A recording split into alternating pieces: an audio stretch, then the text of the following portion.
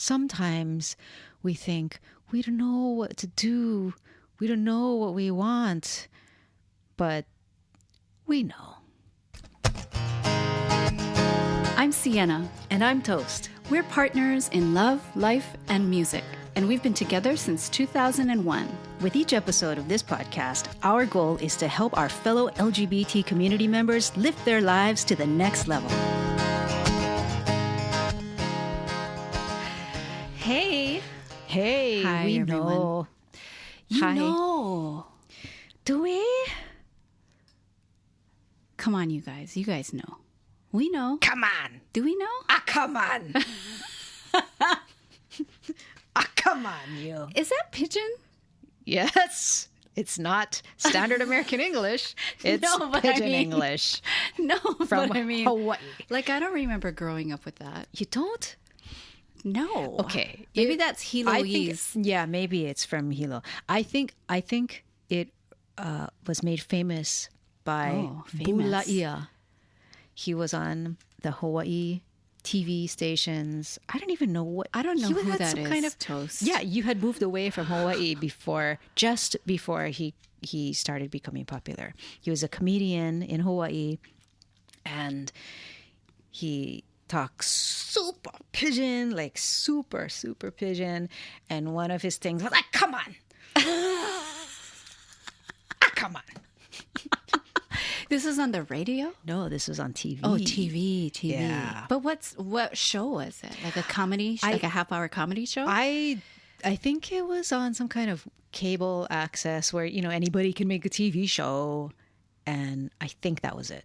But don't quote me. Okay.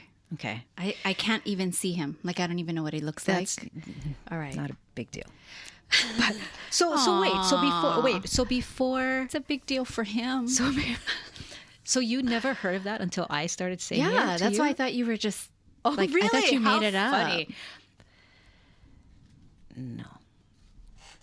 Oh. And I don't think necessarily that Bulaia made it up, but I think Okay. it's just an exaggeration of the Hawaiian pidgin way of saying, "Oh, come on," Yeah. right? It's just, "Oh, come on, oh, come on, oh, come on." I just didn't That's grow the up with evolution that. of, "Oh, come on, Oh, come now. oh, come now." That's right. Okay. And that's our response to the sentiment, "Oh, I don't know what to do. I'm so confused. What should I do? Because I don't know what I want." Come on. You know what you want. But we're often, I think, afraid of what we want because we think it's too hard. Yeah, I Right. think that when we are kind of on the fence like that, I really think we do know. It's just really a matter of we're afraid to deal with taking action. Yeah, everything that it means. Yeah, from actually hopping to the other side of the fence. Yeah. Jumping off the fence. Because it's so taking a overwhelming. stand. Well, it can be. You know what it's reminding me of? That part in the Declaration of Independence. Which part? The part that says that, I'm going to totally be paraphrasing, but it's basically saying that, history has shown that mankind is more, maybe I won't be paraphrasing, maybe this is really what Verbatim? it says. Okay, let's That have it. Mankind is more disposed to suffer Oh, while yes. evil is sufferable Yes. more than to right themselves Yeah. by abolishing the forms that they have been accustomed to, Yes. right? If something is comfortable enough simply because of familiarity, you're just going to stay in it. You're just going to stay in it. And we have talked about this even though you so know much. it's not the right thing, Yeah. it's familiar. So you're just going to stay with it. You know what? And that is the very reason why we tend to stay in situations that we've not been happy with for way too long. Yeah. we're just comfortable there. We got comfortable with the initial discomfort. Normalization again. Yeah. Right? Yeah. Yeah. Ah, come on. All right. So what are we really talking about here? Well, really, it's about coming back to your heart again, coming back to our hearts again, because our hearts hold really the gems of what it takes to truly create a life that we're totally in love with, and when we talk about a life you absolutely love and, you know, a life that is just in flow, we're not talking about, oh, nothing bad ever happens. We're talking about you've now cultivated enough tools to feel what you need to feel at any given step of the way, but to also grab from your toolbox, okay, this thing is happening. I have some tools here. I felt what I needed to feel. Let me use some of these tools to change my perception, just like how that other podcast we just did. Let me, you know, so it's really just having a nice set of tools to handle life and to always know how to realign yourself, realign. Because that's what it really is. It so is. About. As a human being, we're going through life. We are spiritual beings first, but we're here having chosen a human experience, which comes with all kinds of stuff. And so it really is about aligning ourselves back to who we truly are, which is spirit. And we can find all, like, the treasure map. It's in our hearts. And that sounds so corny, but it's like so real. It's like, it's totally real. Your heart will not lie to you. But it really is about knowing and discerning, is that my heart speaking? That's so is true. Is that yes. my ego speaking? Right. Is it my second chakra lust part of me feeling? Speaking? Like, where is it coming from? You know, if you watch The Bachelor. Okay, see? Let's go from the Declaration of Independence to The Bachelor. See how far America has come, people. But do you see? You see? Do you see? But see, this podcast is for everyone. Yes, okay, go. Right? Go. This podcast is for everyone. Go for it. Right? It's like Colton. Okay, I don't know who's watching this. Okay. I wasn't watching. So Colton is the and name then of The one of Bachelor. my really good friends watches, and then I was like, okay, I'm going to watch it. And then I'm To be like, able to have this something is fun to talk about. This is very entertaining. And then now she and I, we just talk and chat it up about it, and it's really fun. But so Colton, who is the current bachelor, did he really love Cassie? No, it wasn't coming from his heart. Do not tell me that. It was coming from a place much lower. Yes. Okay. And Colton knows, like he knew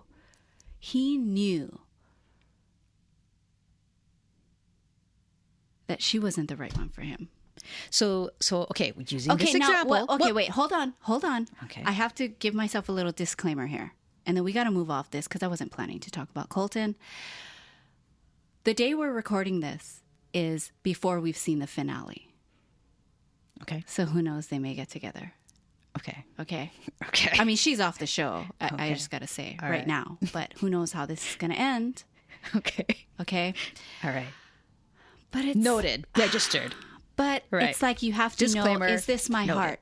Is my heart really speaking to me? Well, and that's okay. So But it takes, I just have to fit this in, Toast, because I'm not going to fit it in. okay. But it takes allowing your heart to be heard, and you allow your heart to be heard by not just listening and going, oh, okay. It's actually taking action. That's how you really solidify this. Oh, this is my heart speaking to me. That's how you know. You know, so it's all the little actions. So it's not those big giant leaps of like, I think I want to change my career. I'm gonna move My heart to Portugal. is speaking. Yeah, it's really like taking those little steps. Like for me, it's like, God, I really want to bake that cake. You know? Okay. You know what? I'm going to bake the cake. I'm listening to what my heart is saying, Okay. right? Okay. So it's those little things. If we pay attention to those little things, even down to, like if we're doing takeout and it's like, Toast, what do you want to order in today? Mm-hmm. And you're like, oh, I don't know, whatever. And I'm like, oh, you choose. But if I know, my heart is going, oh my God, Sienna, you really want to remember that pizza you wanted to try from that place that has the new vegan cheese and that. If my heart is saying that, it's like, that's not a big risky choice to say, hey, let's try that pizza. Right. Right? Right. So it's all those little choices we make in listening to what feels to be our hearts Mm-hmm. that really helps us to hear more clearly, this is my heart. Okay. But I think a lot of times in a day-to-day way, I think we deny that part of ourselves. Yes.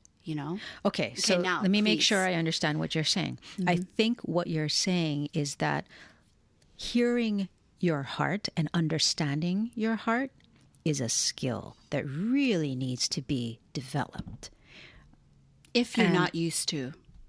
And most following. people, most of us, are not used to it just by virtue of living in the society that we live in. Yeah. Because we have the entire capitalist system pouring billions of dollars into trying to make us think that our hearts want this brand of skincare product or this brand of car or this brand of shoes or that, right? I think that immense they're selling something pressure. else, I think that immense pressure is put on us to a lot of times. I mean, this is going to sound nefarious, but to try and trick us into thinking that our heart wants their brand of whatever it is. Right. But and the really tricky thing, the nuanced thing, is that I think a lot of these ad campaigns and marketing campaigns and all that, they are speaking to genuine and valid desires that we have for a feeling for becoming better people, right? I think the most powerful persuaders will appeal to that core essence in us that wants to be more and do more and to flourish and to develop ourselves. Right. But truly doing the individual work of clearly discerning our heart's desires and where our heart is leading is a lifelong thing that we just need to keep working at, keep honoring through every day and every practice, every spiritual practice of our lives. Yeah. Yeah, totally. And I think something that is really important to know is that the longings and the desires of our heart really come from the infinite side of ourselves. So it's much bigger. It's much bigger than us. Yeah, it's not even... Like, I want to do this thing. I long to do this thing. And we think we have a tendency to think it's just about us. Like whether you do the thing or not. Like, and all the pros and cons of doing this thing that the heart wants. But it's so much bigger. In your evolution and what you've come here for. God expresses through each of us. And so the longings and desires come from God, come from that infinite part of who we are. And I think something that maybe deters people from giving in to their heart's desire, and how that manifests itself is exclaiming like, I don't know what I want. Right? You're going to hang out there a little longer. Yeah, so that you don't have to. Yeah, because somehow it feels more acceptable to not know. Say that I don't know. Yes. Compared to saying I know, but I don't want to do it, or I'm too afraid to do it. Right. Or, Totally. That's so true. But something I think that's important to remember is that whatever your heart is longing for now doesn't mean that's the end of the road. Like once you right. take an action towards that, okay, that's the only thing your heart's ever gonna want. You know, it's just a breadcrumb that's leading to the next right. breadcrumb. Your heart contains all the beautiful breadcrumbs that will lead you to this beautiful... Are you going to cough? Okay. No. That looked funny. Okay. Are you fine? I was going to burp. Oh, no. Okay.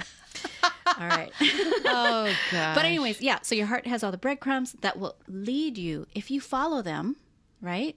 Like we all want to see we all want to see the end game, right? Yeah, like, we want the money back. End? We want the money back, risk-free guarantee. Yes, but it's like, no, you have to trust. This is an experience we've signed up for, you know, coming into this life. It's like, it's a full spectrum experience. But if we can just follow the breadcrumb and then the next breadcrumb and then the next breadcrumb will reveal itself, you have to realize that giving into that first longing is the first step. Like it's more stuff is going to happen. Like one quick example is, so when Toast and I were doing music full time, one of the things that, as a lesbian couple, that we always wanted to do was play at Pride festivals. We were like, oh, how do we get there? How do we play at a Pride festival? You know, and that was our longing. And so we figured out how to do that. We went through all the steps, and it didn't end there.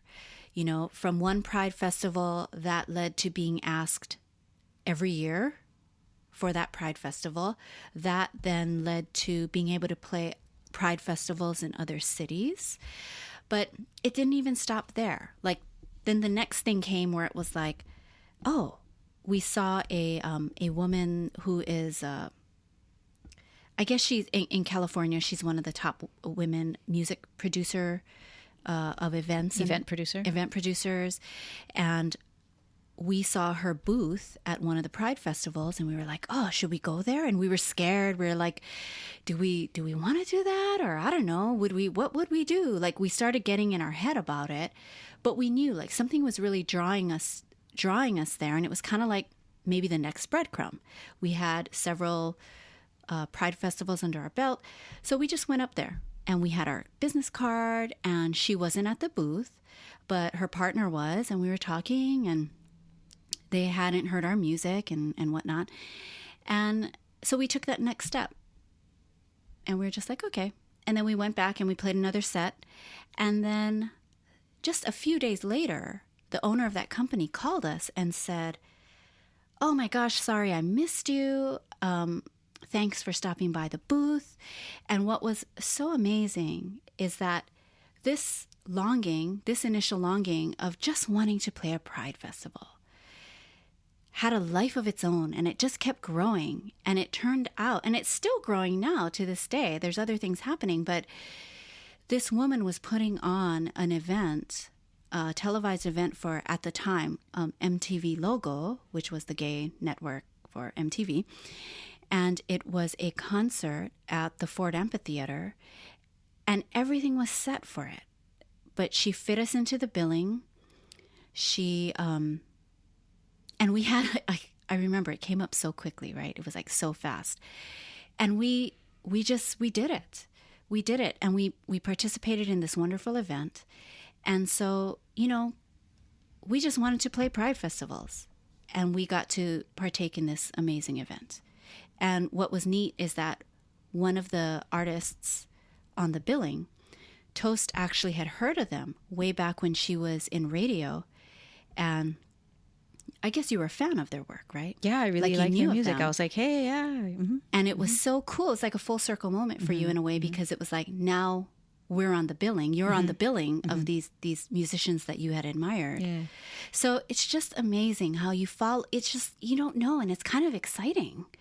You know, even if it is scary, it's kind of exciting. I think that's the neat flip side of things, right? On one hand, it's scary, but it's also exciting.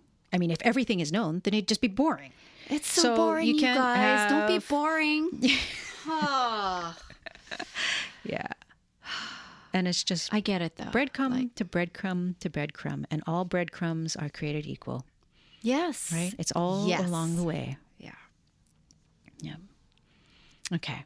So with this topic, we decided, yay, it reminded us of a poem by Kahlil Gibran called On Children, because we realized that one of the things we're saying with this episode is that what we want, or our heart's desire, is not even really our desire.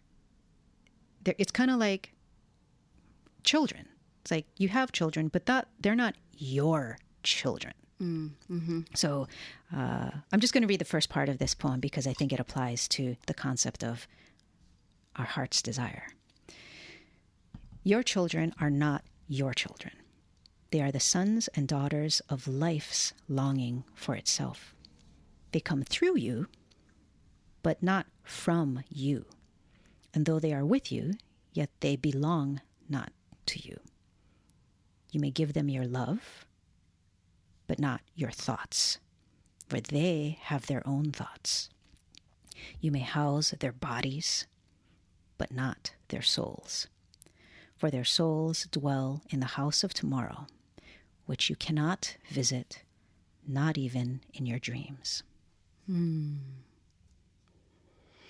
So we can, and that's the end of the quote. So it's like we can manifest and we can have our physical selves serve the heart's desire that is happening through us, right? Only because we are physical beings can we help to bring something tangible into the world. That's how we serve.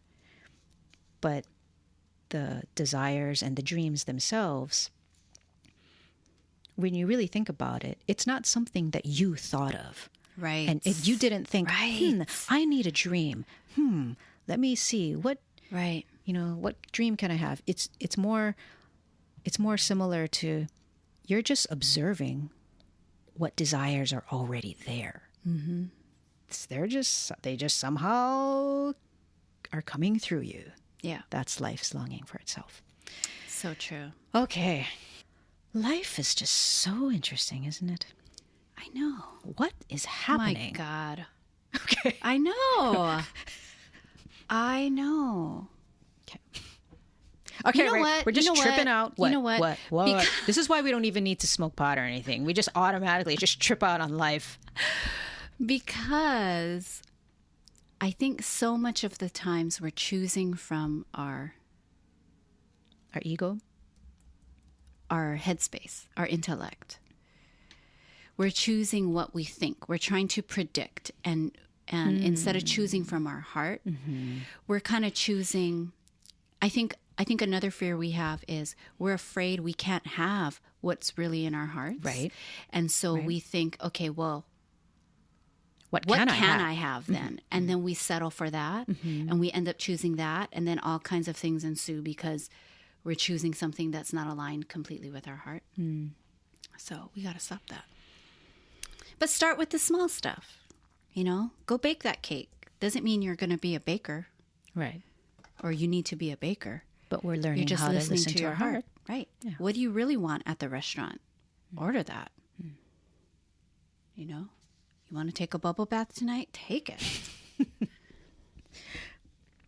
Do it. Okay. All right. Noted. You're just shutting me down. No. All right. Well, now you're okay. That always comes back to that whole thing of like, well, what is your true heart's desire? Okay, you know what I mean. But that's why. So how do you start knowing who's speaking? Right. You just have to start listening and getting curious. In. And I think some of that involves really getting quiet and still, meditating. Yes. Deep breathing. Right. Right. Become the watcher of yourself. Right. Lifelong endeavor. Yeah. All right. So Thanks have a great listening. day. Listen to your heart today and every day. And until next time. This is Sienna. And this is Toast, telling you, love life, live free, honor your heart. Hi, it's me. Hi. Hi again. So we wanted to revisit this podcast and put a little bit of a cap on it in case, as you're listening, you're like, but Colton and Cassie did get together, Sienna. Oh my gosh. What are you saying? He was listening to his heart after all. Okay, so I'm sorry. I misread that one. However, if you watched it, didn't it seem like Cassie was just not that into him? Come on now. It's all about, well, okay, two things. Two things. It's all about the editing. Come on. It's how they edit things. Right. And I think something like only 17% of the couples that ever got together through these kinds of TV shows are still together. I don't know what the statistic is, who knows but how it's long, horrible.